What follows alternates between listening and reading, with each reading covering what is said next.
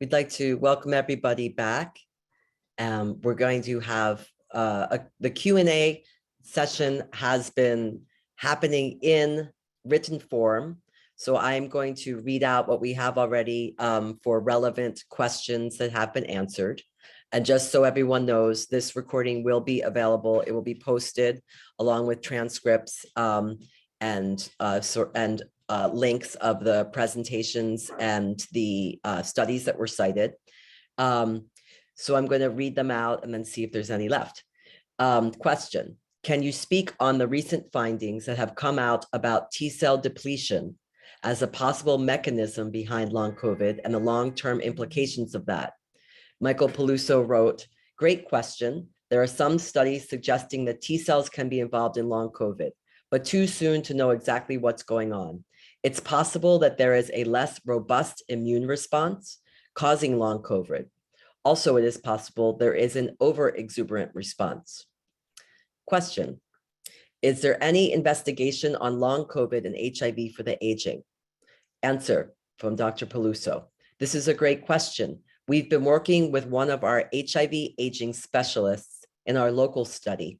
The AMFAR study I mentioned is looking to enroll older individuals with HIV and COVID as well. And if we enroll enough, we plan on doing a sub-analysis by age.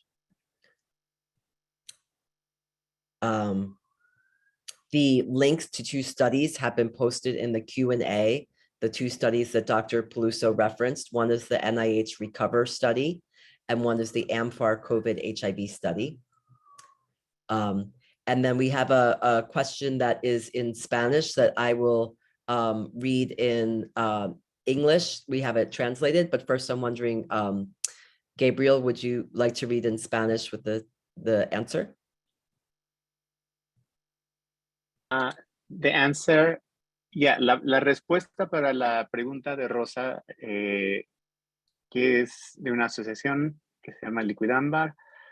La pregunta es si una persona que no está vacunada y tiene COVID desde el mes de diciembre y no ha buscado ayuda médica a pesar de que tiene los síntomas del COVID-19. No estamos seguros si nos está preguntando o pidiendo consejo médico, pero Hannah recomienda que esta persona busque a un grupo de apoyo de COVID largo en español y vea si hay médicos en su área que puedan puedan atenderla, porque suena como que tiene COVID largo.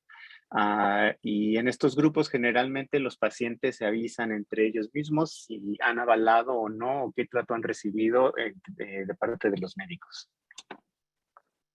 Great, thank you. So the question was about a person who has had COVID symptoms since December. They're not vaccinated and they continue to have symptoms. Hannah suggested that this person seeks a support group for long COVID people and through them seek a medical provider who can take seriously or knows how to deal with long COVID. Generally, these groups have, they vet providers or have recommendations, like peer-to-peer advice. Thank you. We also have an additional answer from Michael Peluso saying, if someone has persistent COVID symptoms since December, I would really encourage them to be seen by a doctor or nurse to get assessed. It could be long COVID, but it is also important to make sure there is not another problem as well that could be mimicking long COVID.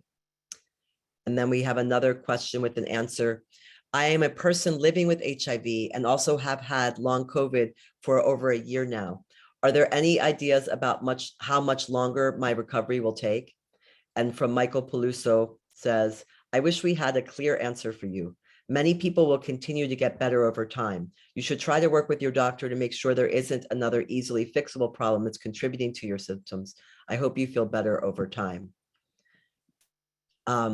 We have some additional questions. Hi, thanks JD and everyone working on this initiative. My name is Marcelo Maya. I'm from New York City, he, him, and from ACT UP New York.